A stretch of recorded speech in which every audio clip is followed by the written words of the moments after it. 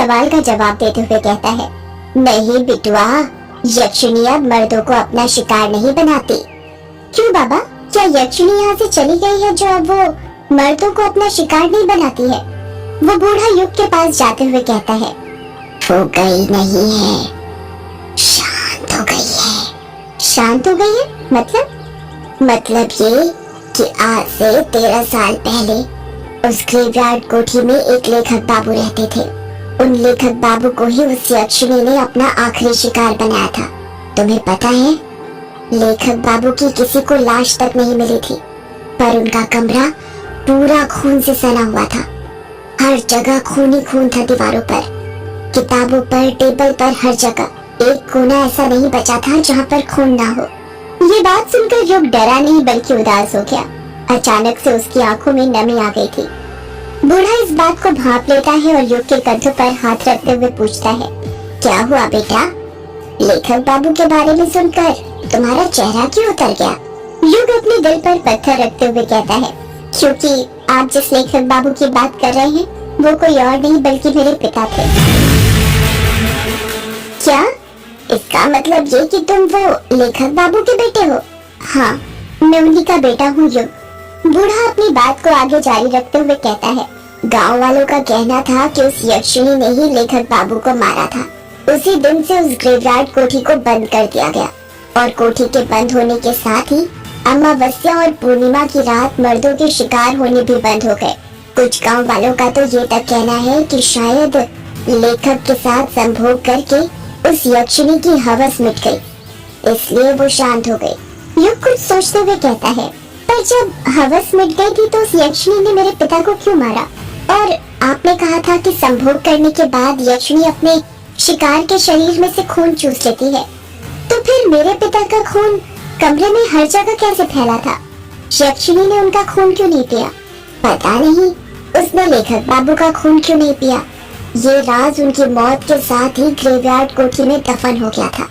यक्षिणी हर शिकार के साथ संभोग करने के बाद सीधे उसे मौत के घाट उतारती थी, इसलिए हवस खत्म होने के बाद भी उसने लेखक बाबू को मार दिया होगा। पर कुछ गांव वालों का कहना था कि लेखक बाबू कई सालों से खोजबीन पूछताछ करके यक्षिणी पर कोई किताब लिख रहे थे। इसकी भनक उसे लग गई थी। एक ये भी कारण हो सकता है। और फिर अमावस्या आते ही यक्षिणी ने लेखक बाबू को मार दिया होगा। क्या वो किताब मुझे मिल सकती है? नहीं, वो किताब तो कहीं नहीं है। सुना है प्रकाशित ही नहीं हो पाई। शायद ग्रेवयार्ड कोठी में हो। क्या कहा आपने? ग्रेवयार्ड कोठी में? हाँ, ग्रेवयार्ड कोठी में। पर तुम्हें मैं एक सलाह देता हूँ, वो यक्षिणी शांत हो चुकी है तो बेहतर है उसे शांत ही रहने दो। उसके अंदर की वासना को फिर मत जगा, वरना पता नहीं और कितने मर्दों की जान ले ले। आप मुझे डरा क्यों रहे हैं? मैं डरा नहीं रहा हूँ, तुम्हें बस आगाह कर रहा हूँ बिटुआ। मौत के आने से पहले चेतावनी देनी पड़ती है। मतलब तुम शहर के लोग मतलबी बहुत होते हो बिटुआ, हर बात में मतलब ढूंढते हो। मतलब कुछ नहीं। वैसे आप बहुत कुछ जानते हो उस ग्रेवयार्ड कोठी के बारे में। आखिर कैसे? जानूंगा कैसे नहीं, मेरा पुराना रिश्ता जो है। युग उस बूढ़े को घूरते हुए पूछता है, क्या कहा? पुराना रिश्ता? क्या रिश्ता है आपका ग्रेवयार्ड कोठी से? बूढ़ा बड़ी बड़ी आंखें करता हुआ कहता है, मेहंदी पथार। युग अपना मुंह फाड़ते हुए कहता है, मेहंदी पथार मतलब ये बिटुआ कि मेहंदी पथार स्टेशन आ गया है। चलो जल्दी उतर जाओ। ट्रेन मेहंदी पथार स्टेशन पर आकर रुक गई थी। युग और वो बूढ़ा अपना अपना सामान लेकर ट्रेन से नीचे उतर जाते हैं। स्टेशन ज्यादा बड़ा नहीं था और पूरा सुनसान पड़ा हुआ था। स्टेशन पुराने जमाने का था। लाइट भी एक दो ही जल रही थी जो बार बार बंद चालू हो रही थी। ट्रेन अभी स्टेशन से निकली ही थी कि तभी युग की नजर बूढ़े के हाथ में जो झोला था उस पर पड़ती है और वो देखता है कि उसके अंदर कई सारे कमल के फूल रखे हुए थे। युग सोचने लग जाता है कि ये बूढ़ा इतने सारे फूलों का क्या करने वाला है। जैसे ही बूढ़ा स्टेशन पर उतरा था, जल्दी जल्दी कदम बढ़ाने लग गया था, जैसे उसे कहीं जाने में देर हो रही हो। युग के मन में कमल के फूलों वाली बात खटकती जा रही थी। उससे रहा नहीं जाता और वो उस बूढ़े से पूछ ही लेता है, वैसे बाबा आप इतने सारे कमल के फूलों का क्या करने वाले हैं? बूढ़ा अपने चेहरे पर मुस्कान लाते हुए कहता है, तो तुम्हारी नजर चली ही गई इन पर। बड़ी तेज नजर है। ये मेरे सवाल का जवाब नहीं हुआ बाबा। बताइए ना, आप इतने सारे फूलों का क्या करने वाले हैं? अरे पूजा आने वाली है ना, उसी के लिए है ये फूल। कैसी पूजा? पूर्णिमा की पूजा। पूर्णिमा की पूजा मतलब? तुम नहीं समझोगे, तुम गांव में नए आए हो ना, धीरे धीरे समझ जाओगे। युग उस बूढ़े को हैरानी के साथ घूरे जा रहा था क्योंकि उसको उसकी बातें बिल्कुल समझ में नहीं आ रही थी। युग अपनी जीन्स पकड़ते हुए कहता है, अरे शिट, इसे भी अभी आना था। क्या हुआ बेटा, बड़ी मुश्किल में लगते हो? हाँ बाबा, वो यहाँ पर कहीं वॉशरूम है क्या? बूढ़ा अपना सिर खुजाते हुए कहता है। वॉशरूम मतलब बेटवा? मतलब टॉयलेट, पेशाब घर बाबा। अच्छा ये बोलो ना, तुम्हें टंकी खाली करनी है। युग चिढ़ते हुए कहता है, हाँ वही। वो तो नहीं है स्टेशन पर। पूरे देश की तरक्की हो गई पर मेहंदी पठार आज भी वैसा ही है जैसा पहले था। तो फिर मैं वॉशरूम मतलब टंकी खाली कहाँ पर करूँ? अरे इतनी सारी जगह है, कहीं भी कर दो। वैसे भी अंधेरा है, कोई नहीं देखने वाला। युग थोड़ा आगे ट्रेन की पटरी के पास चला जाता है और टॉयलेट करने लगता है। युग टॉयलेट करते हुए कहता है, वैसे बाबा आपको यहाँ से कहाँ जाना है? रॉ गंगा मुचा। मतलब आपको वो किश्नोई नदी पार करके जाना पड़ेगा? हाँ। आपको डर नहीं लगता यदि उस यक्षिणी ने आपको पकड़ लिया तो? अरे मैंने कहा ना बिटुआ, उसकी वासना खत्म हो चुकी है, वो अब शिकार नहीं करती। और वैसे भी आज पूर्णिमा या अमावस्या थोड़ी है जो मुझे अपना शिकार बनाए। वैसे आप रॉगंगा मुचा में कहाँ रहते हो? रॉगंगा मुचा में किश्नोई नदी का जो घाट है ना, वहीं पर रहता हूँ। युग कुछ सोचते हुए कहता है, ये तो वही घाट है जहाँ पर वो यक्षिणी भटका करती थी। पापा कहते थे कि अक्सर यक्षिणी किश्नोई नदी के दोनों घाट के पास ही भटका करती थी।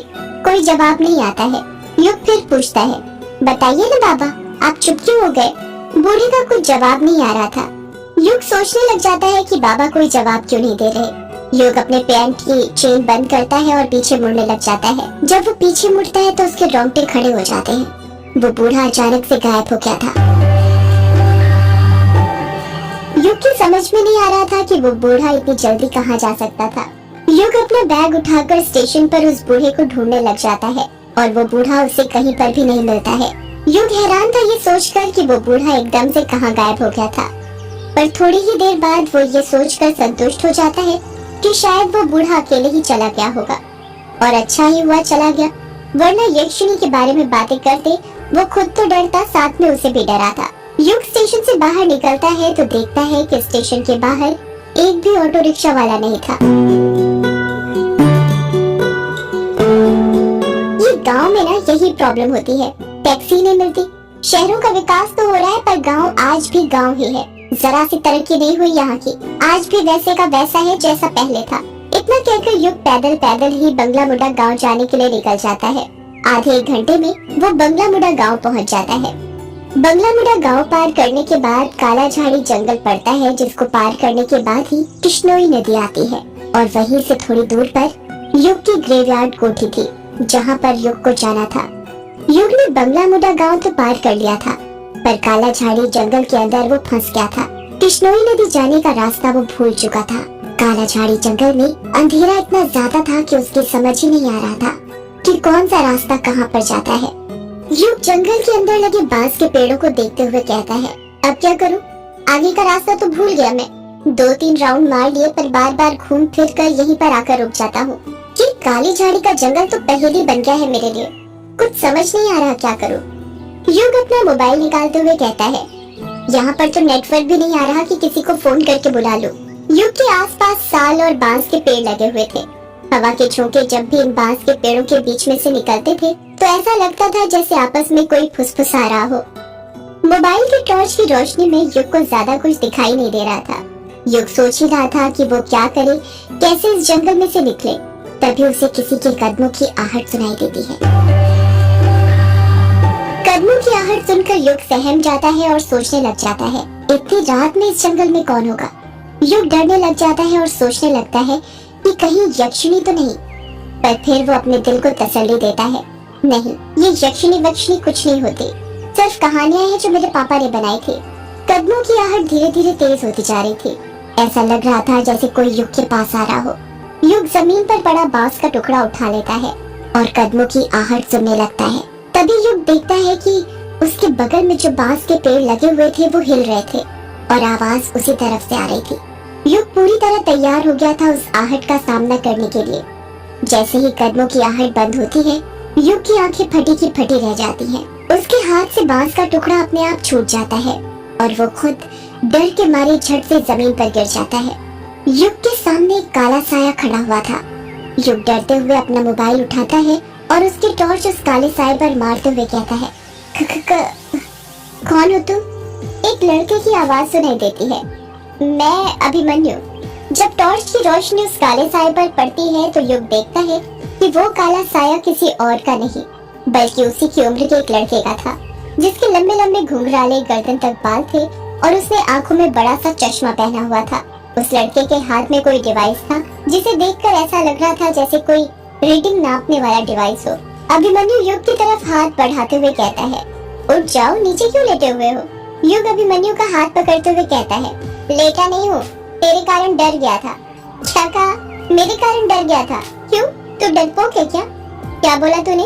इतना कहकर युग अभिमन्यु के चेहरे पर टॉर्च मारने लग जाता है। जब युग गौर से अभिमन्यु का चेहरा देखता है तो हैरानी के साथ कहता है, कहीं तुम अभी तो नहीं?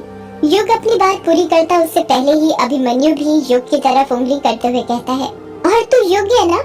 इतना कहकर ही दोनों एक दूसरे के गले मिल जाते हैं। अभिमन्यु युग के बचपन का दोस्त था। युग अभिमन्यु के बालों को हाथ लगाते हुए कहता है, तू तो बहुत बदल गया है यार, बड़े बड़े बाल, आंखों में बड़ा सा चश्मा। अभिमन्यु कहता है, बदल तो तू भी गया है बहुत यार। ये बता कब आया और कहाँ जा रहा है तू इतनी रात में?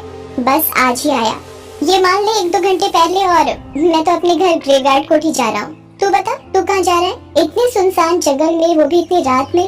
और तूने ये बाल इतने बढ़ा के क्यों रखे हैं? एक पल तो मुझे लगा जैसे वो थी। अभिमन्यु हैरानी के साथ पूछता है, वो थी मतलब? युग बात को घुमाते हुए कहता है, छोड़ ना, और तू पहले मेरे सवाल का जवाब दे। ये बता, तू इतनी रात में यहाँ पर क्या कर रहा है? मुझे तो कुछ गड़बड़ लग रही है। यार गड़बड़ कुछ नहीं है। अगर मैंने बता दिया कि मैं यहाँ पर क्या कर रहा था तो तू हंसेगा, इसलिए बेहतर होगा कि मत जा। अरे नहीं हंसूंगा भाई, पहले तू बता तो यहाँ पर क्या कर रहा था? अभिमन्यु धीरे से कहता है, मैं यहाँ पर भूत पकड़ रहा था। युग को सुनाई नहीं देता और वो फिर पूछता है, क्या कहा? अभिमन्यु युग के कान में चिल्लाते हुए कहता है, भूत पकड़ रहा था यार। अभिमन्यु की बात सुनकर युग जोर जोर से हंसने लग जाता है और कहता है, तू पागल हो गया है क्या? ये कैसी बातें कर रहा है? मुझे लगा तेरी बचपन की ये आदत भूतों पर विश्वास करने की चली गई होगी और तू अब समझदार हो गया होगा। पर तू तो अभी भी नहीं सुधरा यार, पूरा वैसे का वैसा है जैसा बचपन में था, डब्बा का डब्बा।